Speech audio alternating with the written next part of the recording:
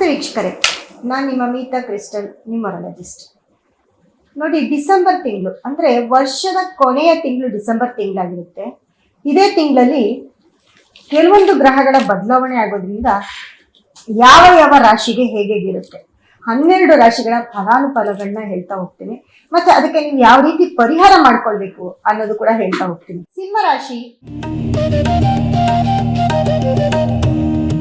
ಸಿಂಹ ರಾಶಿಯವರಿಗೆ ಡಿಸೆಂಬರ್ ತಿಂಗಳಲ್ಲಿ ಹೇಗಿದೆ ನೋಡೋಣ ಬನ್ನಿ. ಯಾಕಂದ್ರೆ ಗುರು 12ನೇ ಮನೇಲಿ ಇದ್ದಾಗ ಸಿಂಹರಾಶಿಯವರು ತುಂಬಾ ಪ್ರಾಬ್ಲಮ್ ಅಲ್ಲಿ ಸಿಕ್ಕಾಕೊಂಡ್ರೆ. ಆಲ್ರೆಡಿ ಕೇತು ರಾಶಿಯಲ್ಲಿದ್ದು, ರಾಹು ಸಪ್ತಮದಲ್ಲಿದ್ದು, ಮತ್ತೆ 8ನೇ ಮನೆಯಲ್ಲಿ ಶನಿ ಇರೋದ್ರಿಂದ ಸಿಂಹರಾಶಿಯವರಿಗೆ ತುಂಬಾ ಟೈಮ್ ಕೆಟ್ಟಿತ್ತು.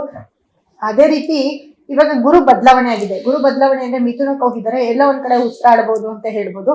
ಜೊತೆಗೆ ನೋಡಿ, ರಾಶಿಯಾಧಿಪತಿ ಸೂರ್ಯ ಬಂದು 4ನೇ ಮನೇಲಿ ಇರ್ತಾರೆ. 4ನೇ ಮನೇಲಿ ಇದ್ದಾಗ ಸಿಂಹರಾಶಿಯವರಿಗೆ ಮನೆ ಮಠ ಎಲ್ಲ ತುಂಬಾ ಚೆನ್ನಾಗಿರುತ್ತೆ. ಗೌರ್ಮೆಂಟ್ ಅಂತ ಬಂದಾಗ ಕೆಲ್ಸದ ವಿಷಯದಲ್ಲಿ ಎಲ್ಲೋ ಒಂದ್ ಕಡೆ ಸ್ವಲ್ಪ ತೊಂದರೆಗಳಾಗ್ತಾ ಹೋಗುತ್ತೆ.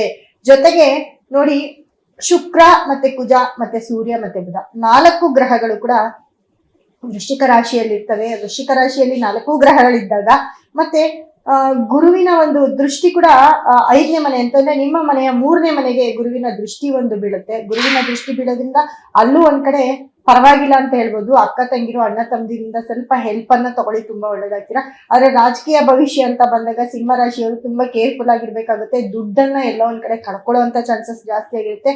ಇದಾದ್ಮೇಲೆ ನೋಡಿ, 5ನೇ ಮನೆ 25ನೇ ತಾರೀಕಿನ ನಂತರ ಧನುರ್ ರಾಶಿಗೆ ನಿಮ್ಮ ರಾಶಿಯಾಧಿಪತಿ ಸೂರ್ಯನ ಒಂದು ಆಗಮನ ಆಗ್ತಾ ಹೋಗುತ್ತೆ. ಜೊತೆಗೆ ಕುಜ ಮತ್ತೆ ಬುಧ ಮತ್ತೆ ಶುಕ್ರ ಇವರಿಷ್ಟೂ ಜನ ನಿಮ್ಗೆ 5ನೇ ಮನೆ ಧನಸ್ಸು ರಾಶಿಗೆ ಬರ್ತಾರೆ. ಅಲ್ಲಿ ಬಂದು ಶನಿಯ ದೃಷ್ಟಿ 10ನೇ ದೃಷ್ಟಿ ಇರುತ್ತೆ. ಜೊತೆಗೆ ಗುರುವಿನ ಸಪ್ತಮ ದೃಷ್ಟಿ ಕೂಡ ಅಲ್ಲಿ ಇರೋದ್ರಿಂದ ಎಲ್ಲ ಒಂದ್ ಕಡೆ ಸಿಂಹ ರಾಶಿಯವರಿಗೆ ಯಾವ್ದಾದ್ರು ದುಡ್ಡು ಲಾಕ್ ಆಗಿದೆ ಅದೆಲ್ಲ ಒಂದ್ ಕಡೆ ರಿಲೀಸ್ ಆಗ್ಬೋದು. ಅದ್ರ ಜೊತೆಗೆ ನೋಡಿ, ಮನೆಯಲ್ಲಿ ಮದುವೆ ಕಾರ್ಯ ಅಂತ ಬಂದಾಗ ನಾನು ಹೇಳಿದ್ದೆ, ಸಿಂಹರಾಶಿ ಮದುವೆ ಕಾರ್ಯಗಳೆಲ್ಲ ಎಲ್ಲ ಒಂದ್ ಕಡೆ ಸ್ಟಕ್ ಆಗೋದು, ನಿಮಗ್ ಗೊತ್ತಿಲ್ದಿರನೆ ಮದುವೆ ನಿಂತೋಗುವಂಥದ್ದು, ಅವಮಾನ ಆಗೋದು, ಅವಮರ್ಯಾದೆ ಆಗೋದು ಎಲ್ಲ ಆಗ್ತವೆ ಅಂತ. ಆದ್ರೆ ಈ ಡಿಸೆಂಬರ್ ನಂತರ 25ನೇ ತಾರೀಕಿನ ನಂತರ ನಿಮ್ಮ ಟೈಮ್ ಚೆನ್ನಾಗಿರೋದ್ರಿಂದ ಎಲ್ಲ ಒಂದ್ ಕಡೆ ನಿಮ್ಮ ಮನೆಯಲ್ಲಿ ಶುಭ ಕಾರ್ಯಕ್ಕೆ ಒಂದು ಪ್ರಶಸ್ತವಾದ ಸಮಯ ಅಂತ ಹೇಳ್ಬೋದು. ಜೊತೆಗೆ ನಿಮ್ಗೆ ಯಾರಾದ್ರೂ ತುಂಬಾ ಹೆಂಗಸರಿಂದ ತುಂಬಾ ತೊಂದರೆ ಆಗುತ್ತೆ ಅಂತ ಹೇಳ್ತೀನಿ. ಯಾರಾದ್ರೂ ಲೇಡೀಸ್ ಇಂದ ನಿಮ್ಗೆ ತೊಂದರೆ ಆಗೋದಾಗಿರ್ಬೋದು, ಅಥವಾ ಅವ್ರ ಕಡೆಯಿಂದ ಎಲ್ಲೋ ಒಂದ್ ಕಡೆ ನಿಮ್ಮ ಆಸ್ತಿ ಪಾಸ್ತಿ ಆಗಿರ್ಬೋದು, ಅಥವಾ ನಿಮ್ ದುಡ್ಡಾಗಿರ್ಬೋದು, ಇದನ್ನ ನೀವು ಲಾಸ್ ಮಾಡ್ಕೊಳ್ಳೋವಂಥದ್ದಾಗಿರ್ಬೋದು, ದುಡ್ಡನ್ನ ಕಳ್ಕೊಳ್ಳೋವಂಥದ್ದಾಗಿರ್ಬೋದು, ಇದೆಲ್ಲ ಕೂಡ ಸಿಂಹರಾಶಿಯವ್ರಿಗೆ ಆಗುತ್ತೆ. ಜೊತೆಗೆ ನೋಡಿ, ಸೂರ್ಯ ಮತ್ತೆ ಬುಧ, ಸೂರ್ಯ ರಾಶಿಯಾಧಿಪತಿ ಸೂರ್ಯ ಮತ್ತೆ 2ನೇ ಮನೆ ಅಧಿಪತಿ ಬುಧ ಕೂಡ ಒಟ್ಟಿಗೆ ಇರೋದ್ರಿಂದ ಗೌರ್ಮೆಂಟ್ ಕೆಲಸ ಅಂತ ಬಂದಾಗ ಗೌರ್ಮೆಂಟ್ ಕೆಲಸದಲ್ಲಿ ಎಲ್ಲೊಂದ್ ಕಡೆ ಏಳಿಗೆ ಆಗ್ತಾ ಹೋಗುತ್ತೆ. ಅದು ನಿಮ್ಗೆ ಗೊತ್ತಿಲ್ದಿರ ಸಡನ್ ಆಗಿ ಬರ್ಬೋದು, ಅಥವಾ ನಿಮ್ಮ ಕೆಲಸದ ಬದಲಾವಣೆ ಆಗ್ಬೋದು, ನಿಮ್ಮ ಕೆಲಸದಲ್ಲಿ ಇನ್ಕ್ರಿಮೆಂಟ್ ಆಗ್ಬೋದು.